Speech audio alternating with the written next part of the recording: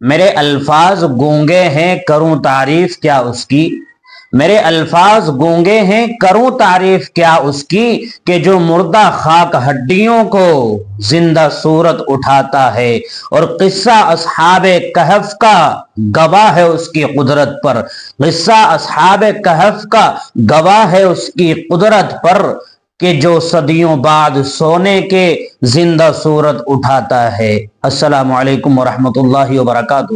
نوجوانان ملت اور عزیزان قوم، اس پوری دنیا اور پوری کائنات کو بنانے اور چلانے والی ذات اللہ رب کائنات کی ہے، اور وہ ایک ایسی ذات ہے کہ اس کے ساتھ میں کسی کو شریک نہیں کیا جا سکتا ہے۔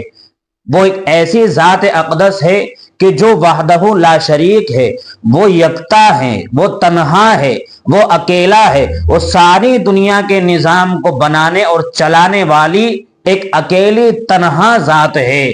قرآن کریم کے اندر بھی اس بارے میں ارشاد فرمایا گیا ہے، بسم اللہ الرحمن الرحیم، قل هو اللہ احد اللہ الصمد لم یلد ولم یولد ولم یکن لہ کفوا احد۔ اے محمد کہہ دیجئے کہ اللہ ایک ہے، اللہ بے نیاز ہے، نہ وہ کسی کا باپ ہے نہ وہ کسی کا بیٹا ہے، اور اس کا کوئی ہمسر نہیں ہے، اس کا کوئی شریک نہیں ہے۔ میرے محترم، اسی چیز کو توحید کہتے ہیں۔ اللہ کو ایک ماننے کا نام توحید ہے۔ اس کے ساتھ میں کسی کو شریک کرنا یہ شرک ہے۔ اس کی توحید کے اندر دوسرے کو شریک کرنا ہے، جس کو شرک کہا جاتا ہے۔ یہ باتیں میں آپ کو کیوں بتا رہا ہوں؟ ایک پوڈ کاسٹ کے درمیان، ایک انٹرویو کے درمیان ایک پنڈت جی نے مورتی پوجا، یعنی اللہ کے ساتھ میں خدا وحدہ لا شریک کے ساتھ میں کسی کو شریک کرنا، مورتی پوجا، اس کے بارے میں کیا کچھ کہا ہے، پہلے آپ ان کی یہ ویڈیو دیکھیے۔ مورتی کی پوجا نہیں کرتے۔ مورتی کا مطلب ہوتا ہے من گڑھنت بنائی ہوئی آکار، اس کو مورتی کہتے ہیں۔ ہم مورتی بالکل آگے سے مورتی پوجا۔ آج آپ کہیں بھی جائیے، جیسے کہ آپ نے سنا ہوگا، مذاق سا لگتا ہے کہ ایک کتے نے لگو شنکا کر دی ایک پتھر پہ گاؤں کے باہر، تو ایک ویکتی نکلتا ہوا آیا، اس نے اور کسی نے پانی ڈال کے گیا، دوسرا آیا، اس نے اس میں اور پانی ڈال دیا، تیسرے نے ڈال، چوتھے دن مندر بن گیا۔ اب یہ بوگس ہے۔ یہ کیا ہے پربھو؟ دس از بوگس۔ آج اس کے لیے ہمیں فائٹ کرنا چاہیے۔ جو چیز غلط ہے وہ غلط ہے، اور جو صحیح ہے وہ صحیح ہے۔ دنیا کا ایک ادھارن دے دیجئے، کہیں سے لا کر کے دے دیجئے کہ شری کرشن اس کی پوجا کرتے تھے، یہ بنا کر کے مان جاؤں گا۔ رام کا ایک ادھارن دے دیجئے پورے رامائن سے کہ رام مریادہ پروشوتم رام اس کی مورتی بنا کر کے ارچ، میں اس کا پورا ارتھ نہیں جانتا ہوں، اس میں سمجھ جاؤں گا، لیکن ایسا کچھ آکرتی بنا کر کے اس کی پوجا کرتے تھے، سویکار کریں گے۔ پورے ویدک اتہاس کے اندر ایک بھی مہاپروش کے لیے کوئی ایسا ادھارن کسی پرمانک گرنتھوں میں، جو پرمانک گرنتھ ہے رامائن، پرمانک گرنتھ ہے مہابھارت، ان میں سے ایک بھی گرنتھ کے اندر ایسا ادھارن کہیں نہیں آتا۔ کیوں نہیں آتا؟ کارن سمجھیے گا۔ ایشور نراکار ہے، جو ہر کण کण میں ہے، تو میں اس کی مورتی بناؤں کہاں سے؟ ہوا کی مورتی کیسے بناؤں گا میں؟ میرے پاس کون سی ویوستھا ہے کہ میں ہوا کی مورتی بنا کر کے رکھ سکوں؟ مجھے بھوک لگی ہے، مجھے بھوک لگی ہے، مجھے بہت بھوک لگی ہے بھائی صاحب، دکھانا ذرا۔ بیسیکلی نہیں میں بول رہا ہوں پہ، کیونکہ بھارت کے اندر ادویت اور دویت دو سدھانت چلتے ہیں۔ چلے گا تو ایک، یا یہ ٹھیک ہوگا یا یہ ٹھیک ہوگا، دونوں ٹھیک نہیں ہو سکتے۔ ارے وہ پرم ستیہ ہے، دونوں چیزیں ساتھ ہو سکتی ہیں۔ نہیں، میں اپنی پوری بات میں معافی چاہوں گا، ہم بھی آپ کو سمجھنے کے لیے بیٹھے ہیں، ہم بھی ابھی کوئی پورن جانی نہیں ہے، کچھ نہ کچھ سمجھیں گے تو آپ کی بات رکھیں۔ بھوک کی مورتی کیسے بناؤں میں؟ بھائی صاحب بہت بھوک لگی، دکھانا کہاں لگی ہے؟ بہت لگی ہے، ارے دکھاؤ تو صحیح۔ بھائی بھوک کی آپ آبھاس کر سکتے ہیں، اس لیے اس کی مورتی کیسے بنے گی؟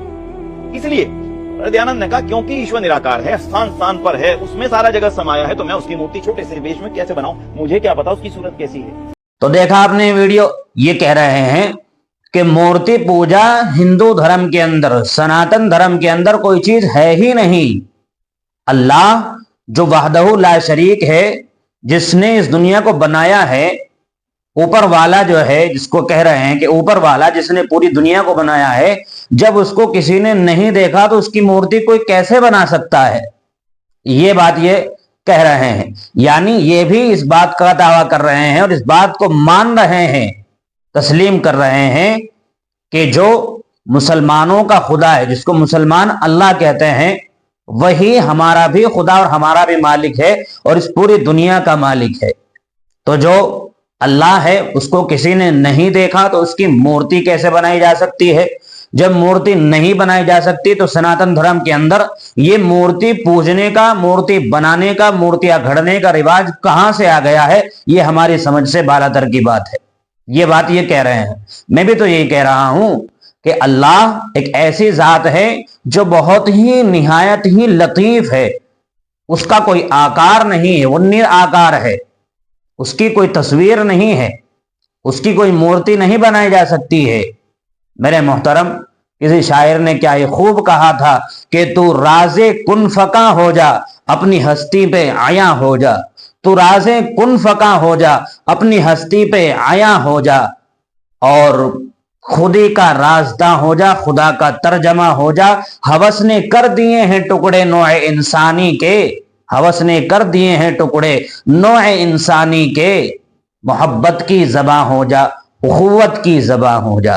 امید ہے کہ آپ کو یہ تمام باتیں سمجھ میں آ گئی ہوں گی اور توحید کے حوالے سے آپ کا عقیدہ اور پختہ ہوا ہوگا۔